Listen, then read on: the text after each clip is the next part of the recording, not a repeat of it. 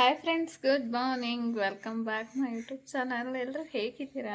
ಚೆನ್ನಾಗಿದ್ದೀರಾ ಅಂತ ಭಾವಿಸ್ತಾ ನಾನು ಕೂಡ ಚೆನ್ನಾಗಿದ್ದೀನಿ. ಫ್ರೆಂಡ್ಸ್, ಇವತ್ತಿನ ವ್ಲಾಗ್ ಆಫ್ಟರ್ನೂನಿಂದನೇ ಶುರು ಮಾಡಿದೆ. ಐ ಥಿಂಕ್ ಇವತ್ತು ನಮ್ಮೂರಲ್ಲಿ ಮಳೆ ಬಂದಿದೆ. ಅದೇ ಖುಷಿ ವಿಷಯ. ನಾವು ಜೋಳ ಹಾಕಿ ಮಳೆಗೋಸ್ಕರ ಸಿಕ್ಕಾಪಟ್ಟೆ ವೇಟ್ ಮಾಡ್ತಾ ಇದ್ದೀವಿ. ಆದ್ರೆ ಮಳೆ ಇಲ್ಲ. ಅಮ್ಮ ಅಮ್ಮ ಇಲ್ಲಿ ನೋಡಿದ್ಯಾ? ಹಾಯ್ ಮಾಡಿಲಿ. ಅಮ್ಮ ಪಾಪ ಬಂತು. ಕಳ ಪಾಪ ಬಂತು. ಐಕ್ಕಳ ಐಕ್ಕಳ. ಅಮ್ಮ ಒಂದು ಹಾಡು ಹೇಳಮ್ಮ. ಸೌಂಡ್ ಕೇಳಕ್ಕಾಗಲ್ಲ ನಮಗೆ. ಹಂಗ ಹಾಡು ಹೇಳೋದು. ಹಾಡು ಹೇಳ್ತಿದ್ರೆ ನೀವು. ಅಮ್ಮ ಡಿಶ್ಶು ಮಾಡಮ್ಮ ಒಂದು. ಫ್ರೆಂಡ್ಸ್, ವ್ಲಾಗ್ ಮಾಡಿಕೊಂಡು ಸಿಕ್ಕಾಪಟ್ಟೆ ವೀಡಿಯೋಸ್ನ ಪೆಂಡಿಂಗ್ ಇಟ್ಕೊಂಡಿದ್ದೀನಿ. ಈ ರೀಸನ್ ಒಂದೇ, ಇಲ್ಲ ಹೊಡೆಯ ವೀಡಿಯೋಸ್ನ ಅಪ್ಲೋಡ್ ಮಾಡೋಕ್ಕಾಗ್ತಾ ಇಲ್ಲ. ಅದಾದ ಕಾರಣ ವೀಡಿಯೋಸ್ ಸಿಕ್ಕಾಪಟ್ಟೆ ಪೆಂಡಿಂಗ್ ಇದೆ. ರೀಸನ್ ಒಂದೇ, ಇಲ್ಲಿ ನೆಟ್ವರ್ಕ್ ಇಶ್ಯೂ ಇದೆ. ಮತ್ತು ನನಗೆ ಇಲ್ಲಿ ವೈಫೈ ಕನೆಕ್ಟ್ ಮಾಡ್ಕೊಳ್ಳೋಣ ಅಂದರೆ, ವೈಫೈ ಹಾಕಿಸ್ಕೊಳ್ಳೋಣ ಅಂದರೆ ಆಪ್ಷನ್ ಇಲ್ಲ. 4G ಅಷ್ಟೇ. ಬ್ಯಾಂಗ್ಳೂರಲ್ಲಿದ್ದಾಗ ವೈಫೈ ಇತ್ತು, ಡೈಲಿ ರೆಗ್ಯುಲರಾಗಿ ವೀಡಿಯೋಸ್ ಅಪ್ಲೋಡ್ ಮಾಡ್ತಿದ್ದೆ ಆರಾಮಾಗಿ. ಬಟ್ ಇಲ್ಲೇನಾಗಿದೆ ಅಂದರೆ ವೀಡಿಯೋಸ್ ಅಪ್ಲೋಡ್ ಮಾಡೋಕ್ಕಾಗ್ತಾನೇ ಇಲ್ಲ. ಸೊ ಹಾಗಿರೋ ಕಾರಣ ಸಿಕ್ಕಾಪಟ್ಟೆ ವೀಡಿಯೋಸ್ ಎಲ್ಲ ಪೆಂಡಿಂಗ್ ಇದೆ. ಅಪ್ಲೋಡ್ ಮಾಡಬೇಕು. ಅಮ್ಮು ಡೆಸ್ಟ್ ಇದೆ, ಅಪ್ಲೋಡ್ ಮಾಡಬೇಕು. ಸೊ ನೆಟ್ಟು ಒಂದು 2GB ಆದರೂ ಸಾಲಲ್ಲ. ಡೈಲಿ ನಾನು ರೀಚಾರ್ಜ್ ಮಾಡಿಕೊಂಡು ವೀಡಿಯೋಸ್ ಅಪ್ಲೋಡ್ ಮಾಡೋಕ್ಕೂ ಆಗಲ್ಲ. ಯಾಕಂದರೆ ಇನ್ನೂ ನನಗೆ ಇದರಲ್ಲಿ ಏನೂ ಇನ್ಕಮ್ ಇಲ್ಲ. ಸುಮ್ಮನೆ ವೇಸ್ಟಾಗಿ ವೀಡಿಯೋಸ ರೀಚಾರ್ಜ್ ಮಾಡಿಕೊಂಡು ವೀಡಿಯೋಸ್ ಅಪ್ಲೋಡ್ ಮಾಡ್ದಂಗೆ ಆಗುತ್ತೆ. ಅದಾದ ಕಾರಣ ಸೊ ಒಂದು ವೀಡಿಯೋಸ್ ಅಪ್ಲೋಡ್ ಮಾಡಿದ್ರೆ 2-3 ದಿವಸದ ನೆಟ್ ಫುಲ್ ತಿನ್ಕೊಂಬಿಡುತ್ತೆ. ಸೊ ಅಮ್ಮ ಬಾಯಲಾಕೋಬೇಡ, ಬಂಗಾರಿ ಬಾಯಲಾಕೋಬಾರ್ದು ಕೂಸೆ. ಹಂಗಿರೋ ಕಾರಣ ವೀಡಿಯೋಸ್ ಮಾಡಲಿಕ್ಕೂ ಬೇಜಾರು. ಬಟ್ ಏನೂ ಮಾಡೋಕ್ಕಾಗಲ್ಲ. ಕಂಪಲ್ಸರಿ ವೀಡಿಯೋಸ್ ಅಪ್ಲೋಡ್ ಮಾಡಲೇಬೇಕಾಗಿದೆ. ವೀಡಿಯೋಸ್ ಅಪ್ಲೋಡ್ ಮಾಡೋಣ. ಅಮ್ಮ ಇಲ್ಲಿ ಪಾಪು, ಪಾಪು ಬತ್ತೈತೆ ನೋಡಿಲಿ. ಪಾಪು, ಬಂಗಾರಿ ಬಂಗಾರಿ ಕಳ ಫೋಟೋ. ಪಾಪ ಫೋಟೋ ಬಂತು ನೋಡಿಲಿ. ಅಮ್ಮು ಪಾಪ ಫೋಟೋ. ಚಿನ್ನು ಇಲ್ಲಿ ಅಮ್ಮು ಪಾಪ ಫೋಟೋ. ಫ್ರೆಂಡ್ಸ್, ಇವತ್ತು ಆಚೆ ಕರ್ಕೊಂಡೋಗಿದ್ದೆ ಅಮ್ಮನ. ಸೊ ಸಿಕ್ಕಾಬಟ್ಟೆ ರಗಳೆ ಮಾಡ್ತಾವಳೆ. ಆಚೆ ಹೋಗಿ ಬಂದರೆ ಇದೊಂದು ರಗಳೆ. ದೃಷ್ಟಿ ಥರ ಆಗುತ್ತೋ ಏನೋ ಗೊತ್ತಿಲ್ಲ, ಹೆವಿ ರಗಳೆ ಮಾಡ್ತಾಳೆ. ಇವಾಗ ಇವಳನ್ನ ಸಮಾಧಾನ ಮಾಡಿ ಮಲಗಿಸಿ, ಟೈಮ್ ಆಗಲೇ 3 ಗಂಟೆ ಆಗಿದೆ. ಇನ್ನು ಹಾಲು ಕರಿಯೋಕ್ಕೆಲ್ಲ ಟೈಮ್ ಆಗುತ್ತೆ. ಅಪ್ಪಗೆ ಅವ್ರಿಗೇನು ಬೇಕು ಬೇಡ ಎಲ್ಲ ನೋಡಿಕೊಟ್ಟು, ಸೊ ಇನ್ನು ಅಡುಗೆಗೆ ಪ್ರಿಪೇರ್ ಮಾಡಬೇಕು. ಇವತ್ತು ಅಡುಗೆ ನುಗ್ಗೆಕಾಯಿ ಸಾಂಬಾರು ಮಾಡಿ ರೈಸ್ ಮಾಡ್ತೀನಿ. ಸೊ ನಾನಿವತ್ತು ಹೇಗೆ ನುಗ್ಗೆಕಾಯಿ ಸಾರು ಮಾಡ್ತೀನಿ ಅಂತ ಕೂಡ ರೆಸಿಪಿ ಶೇರ್ ಮಾಡ್ತೀನಿ. ಸಿಂಪಲಾಗಿ ಮಾಡ್ಬೋದು. ಟೈಮೇ ಇಲ್ಲ ಅಂದಾಗ ಈ ಥರ ನುಗ್ಗೆಕಾಯಿ ಸಾಂಬಾರು ಮಾಡಿದ್ರೆ ತುಂಬಾ ಚೆನ್ನಾಗಿರುತ್ತೆ, ಟೇಸ್ಟಿಯಾಗಿ ಕೂಡ ಇರುತ್ತೆ. ಇವತ್ತು ಆ ರೆಸಿಪಿ ಕೂಡ ಶೇರ್ ಮಾಡ್ತೀನಿ. ಹಾಗೆ ನನ್ನ ವಿಡಿಯೋಸ್ ಯಾರೆಲ್ಲ ನೋಡ್ತಿದ್ದೀರಾ ಪ್ಲೀಸ್ ಸಪೋರ್ಟ್ ಮಾಡಿ. ಮಿಸ್ ಮಾಡಿದೆ ವ್ಲಾಗ್ನ ಮಾಡ್ಕೊಂಡು ಹೋಗ್ತಿದ್ದೀನಿ. ಪ್ಲೀಸ್ ಸಪೋರ್ಟ್ ಮಾಡಿ. ಬನ್ನಿ ಇವತ್ತಿನ ವ್ಲಾಗ್ನ ಮಾಡುವ. ನುಗ್ಗೆ ಸೊಪ್ಪು ಕೂಡ ಸ್ವಲ್ಪ ತರಿಸ್ಕೊಂಡಿದ್ದೀನಿ, ಕೀಳಿಸ್ಕೊಂಡಿದ್ದೀನಿ. ಅದನ್ನು ಕೂಡ ಒಣಗಿಸಿ ಪೌಡ್ರ್ ಮಾಡಿಕೊಳ್ಬೇಕು. ಡ್ರಿಂಕು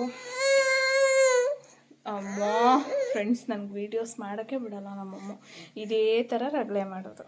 ಚಿಕ್ಕಳ ಚಿಕ್ಕಳ ಡಿ ಡಿ ಡಿ ಡಿಚಿ ಡಿ ಡಿ ಡಿ ಡಿ ಡಿ ಡಿಚಿ. ಫ್ರೆಂಡ್ಸ್, ಬೆಳಗ್ಗೆಯಿಂದ ಕಿಚನ್ ಕ್ಲೀನ್ ಮಾಡಿದೆ. ಪೂರ ಕಿಚನ್ ಮೆಸ್ಸಿ ಆಗಿಬಿಟ್ಟಿತ್ತು. ಫುಲ್ಲು ಕಿಚನ್ನ ಕ್ಲೀನ್ ಮಾಡ್ಕೊತಾನೆ ಅಡುಗೆ ಕೆಲಸ ಕೂಡ ಮುಗಿಸ್ಕೊಂಡ್ಬಿಟ್ಟೆ. ಅಡುಗೆ ಮಾಡೋ ಅಷ್ಟೊತ್ತಿಗೆ ಕಿಚನ್ ಕ್ಲೀನ್ ಮಾಡಿ ಟೈಮ್ ಹೆಂಗೋಯ್ತು ಅನ್ನೋದೇ ನನಗೆ ಗೊತ್ತಾಗಲಿಲ್ಲ. ಅಷ್ಟು ಟೈಮ್ ಹಿಡಿದು ಬಿಡ್ತಂತಲೇ ಹೇಳ್ಬೋದು. ಇನ್ನು ಬಾಡಿ ಎಕ್ಸಸ್ ಆಫ್ ಹೀಟ್ ಆಗಿಬಿಡುತ್ತೆ ನಮಗೆ. ಹಸುಗಳಲ್ಲಿ ಆಡ್ತೀವಲ್ವ, ಹಂಗಿರೋ ಕಾರಣ ಸ್ವಲ್ಪ ಕಲ್ಸಕ್ಕರೆ ಕೂಡ ನೆನೆಸಿಟ್ಟೆ. ಫ್ರೆಂಡ್ಸ್, ಇವಾಗ ನುಗ್ಗೆಕಾಯಿ ಸಾಂಬಾರು ಮಾಡಲಿಕ್ಕೆ ಬೇಳೆ ಬೇಯಿಸ್ಕೊಡ್ಲಿಕ್ಕೆ ಅಂದ್ಬಿಟ್ಟು ಬೇಳೆ ಹಾಕ್ಕೊಳ್ತಾ ಇದ್ದೀನಿ. ನಮಗೆ ಒಂದು 2 ಟೈಮ್ಗೆ ಅಂದ್ಬಿಟ್ಟು ಸಾಂಬಾರು ಮಾಡ್ತಾ ಇರೋದು. ಮೊದಲಿಗೆ ಬೇಳೆ, ಅರಿಶಿನ ಪುಡಿ, ಬೆಳ್ಳುಳ್ಳಿ, ರುಚಿಗೆ ಎಷ್ಟು ಬೇಕೋ ಅಷ್ಟು ಸಾಲ್ಟು, ನಿಮಗೆ ಸಾಂಬಾರು ಅನುಗುಣ ನೋಡಿಬಿಟ್ಟು ಸಾಲ್ಟ್ ಹಾಕ್ಕೊಳ್ಳಿ. ಸಾಲ್ಟು ಕನ್ಸಿಸ್ಟೆನ್ಸಿ ನೀವು ನೋಡಿಕೊಂಡು ಅಡುಗೆ ಮಾಡ್ಕೊಳ್ಳಿ. ನಾನು ನಮ್ಮ ಮನೆಗೆ ಒಂದು 2 ಟೈಮ್ಗೆ 3 ಜನಕ್ಕೆ 2 ಟೈಮ್ಗೆ ಅಡುಗೆ ಮಾಡ್ತಾ ಇರೋದು. ರುಚಿಗೆ ಎಷ್ಟು ಬೇಕೋ ಅಷ್ಟು ಉಪ್ಪು, ಜೀರಿಗೆ ಸ್ವಲ್ಪ, ಒಂದು ಈರುಳ್ಳಿ ಕಟ್ ಮಾಡಿಬಿಟ್ಟು ಅದನ್ನು ಕೂಡ ಹಾಕ್ತಾಯಿದ್ದೀನಿ. ಒಂದು 4ರಿಂದ 5 ಟೊಮೊಟೊ ಕೂಡ, ಹುಳಿ ಟೊಮೊಟೊ ಬರುತ್ತಲ್ಲ ಅದನ್ನ ಹಾಕಿದ್ರೆ ತುಂಬ ಟೇಸ್ಟು. ಹುಳಿ ಟೊಮೊಟೊ, ಖಾರದ ಪುಡಿ, ನಮ್ಮನೇಲಿ ಬೇಳೆ ಸಾಂಬಾರು ಪುಡಿ ನಾವು ಮಾಡಿಸಲ್ಲ, ನಾರ್ಮಲಾಗಿ ಖಾರ ಪುಡಿ ಬೇರೆ, ಧನಿಯಾ ಪುಡಿ ಬೇರೆ ಮಾಡಿಸ್ತೀವಿ. ಇದೆಲ್ಲನೂ ಹಾಕಿ ಒಂದು 3 ವಿಷಲ್ನ ತೆಗೆಸ್ಕೊಳ್ಬೇಕು. 3 ವಿಷಲ್ ಆದಮೇಲೆ ಇತ್ತ ಕಡೆ ಒಗ್ಗರಣೆಗೆ ಎಣ್ಣೆ, ಸಾಸಿವೆ, ಕರಿಬೇವು, ಒಣಮೆಣ್ಸಿನ್ಕಾಯಿ ಇದ್ದರೆ ಒಣಮೆಣ್ಸಿನ್ಕಾಯಿ ಹಾಕಿದ್ರೆ ಸಾಂಬಾರು ತುಂಬಾ ಟೇಸ್ಟ್ ಬರುತ್ತೆ. ನಾನಿಲ್ಲಿ ಎಣ್ಣೆ, ಸಾಸಿವೆ, ಕರಿಬೇವು ಹಾಕ್ಬಿಟ್ಟು ಒಗ್ಗರಣೆ ಮಾಡ್ಕೊತಾ ಇದ್ದೀನಿ. ಈರುಳ್ಳಿ ಸ್ವಲ್ಪ ನುಗ್ಗೆಕಾಯಿ ಸಾಂಬಾರಿಗೆ ಒಗ್ಗರಣೆಗೆ ಜಾಸ್ತಿ ಹಾಕಿದ್ರೆ ತುಂಬಾ ಟೇಸ್ಟಿಯಾಗಿರುತ್ತೆ. ಆಗಿರೋ ಕಾರಣ ಒಂದು ದಪ್ಪ ಸೈಜ್ ಈರುಳ್ಳಿ ಕೂಡ ಕಟ್ ಮಾಡಿ ಹಾಕಿ, ಅದಾದಮೇಲೆ ನುಗ್ಗೆಕಾಯಿ ಏನು ಸಿಪ್ಪೆಲ್ಲ ತೆಗೆದಿಟ್ಕೊಂಡಿದ್ದೆ, ವಾಶ್ ಮಾಡಿಬಿಟ್ಟು ಸಿಪ್ಪೆಲ್ಲ ತೆಗೆದಿಟ್ಟಿದ್ನಲ್ಲ, ಆ ನುಗ್ಗೆಕಾಯಿನ ಎಣ್ಣೆಯಲ್ಲಿ ಈರುಳ್ಳಿ ಜೊತೆ ಚೆನ್ನಾಗಿ ಫ್ರೈ ಮಾಡ್ಕೊಬೇಕು. ಹೋಟೆಲಲ್ಲಿ ಇಷ್ಟೇ ಟ್ರಿಕ್ನ ಯೂಸ್ ಮಾಡೋದು. ನಾವು ಏನು ತರಕಾರಿ ಹಾಕ್ತಾರೆ ಅದನ್ನು ಚೆನ್ನಾಗಿ ಫ್ರೈ ಮಾಡ್ಕೊತಾರೆ. ಇತ್ತ ಕಡೆ ಕುಕ್ಕರ್ ಕೂಡ ಕೂಗಿತ್ತು, 3 ವಿಷಲ್ ಆಗಿತ್ತು. ಅದನ್ನು ಸ್ವಲ್ಪ ಬೇಳೆ ಮಸಿಯನ್ನು ತೊಗೊಂಡು ಮಸ್ತ್ಬಿಟ್ಟು ಆಗಲೇ ನಾವು ಒಗ್ಗರಣೆ ಹಾಕಿದ್ವಲ್ಲ ನುಗ್ಗೆಕಾಯಿಗೆ, ಆ ಒಗ್ಗರಣೆ ಜೊತೆ ಸೇರಿಸ್ಬಿಟ್ಟು ಚೆನ್ನಾಗಿ ಮಿಕ್ಸ್ ಮಾಡಿಬಿಟ್ಟು, ನಮಗೆ ಸಾಂಬಾರು ತಿಕ್ನೆಸ್ ಎಷ್ಟು ಬೇಕೋ ನೋಡಿಕೊಂಡು ನೀರು, ಉಪ್ಪು, ಖಾರ ಏನಾದರೂ ಕಮ್ಮಿ ಅನಿಸಿದ್ರೆ ಖಾರ ಹಾಕ್ಬಿಟ್ಟು ಚೆನ್ನಾಗಿ ಕುದಿಸಿದ್ರೆ ತುಂಬ ಟೇಸ್ಟಿಯಾಗಿರೋ ಹೋಟೆಲ್ ಸ್ಟೈಲ್ ನುಗ್ಗೆಕಾಯಿ ಸಾಂಬಾರು ಕೂಡ ರೆಡಿಯಾಗಿ ಹೋಗ್ಬಿಡುತ್ತೆ. ಇನ್ನು ಅಪ್ಪು ಕೂಡ ಬಂದಿತ್ತು. ಸರಿ, ಚಿನ್ನು ಕೈಲಿ ಸ್ವಲ್ಪ ಹೆಲ್ಪ್ ತೊಗೊಂಡು ರೇಷನ್ ಕೂಡ ಎತ್ತಿಕ್ಕಿಸ್ಕೊಂಡೆ. ರಾತ್ರಿ ಹೊತ್ತು ಅಡುಗೆ ಕೆಲಸ ಎಲ್ಲ ಮುಗಿದ್ಮೇಲೆ ಈ ಥರ ನೀಟಾಗಿ ಕಿಚನ್ ಕ್ಲೀನ್ ಮಾಡಿ ಮಲಗೋದು ಒಂಥರ ನಾಳೆ ಬೆಳಗ್ಗೆಗೆ ಫ್ರೆಶ್ನೆಸ್ ಅನಿಸ್ತಾ ಇರುತ್ತೆ.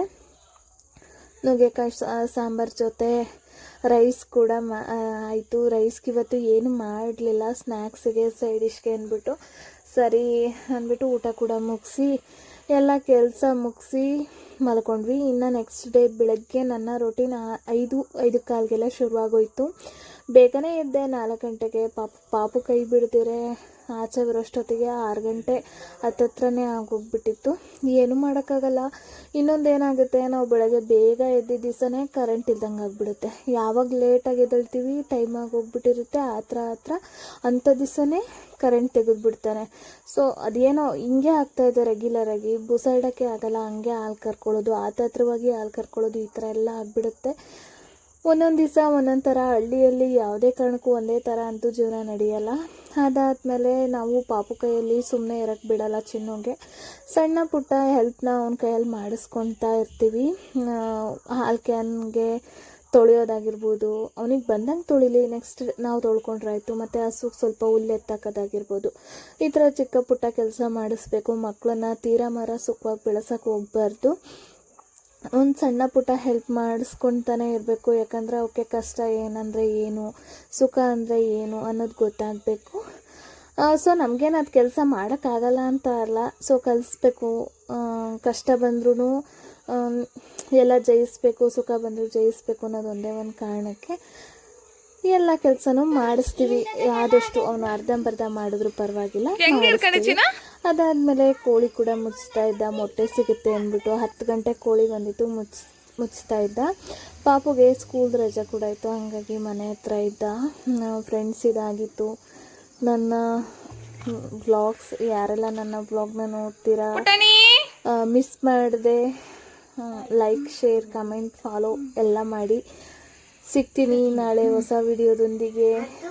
ಅಲ್ಲಿವರೆಗೂ ಟೇಕ್ ಕೇರ್, ಬಾಯ್.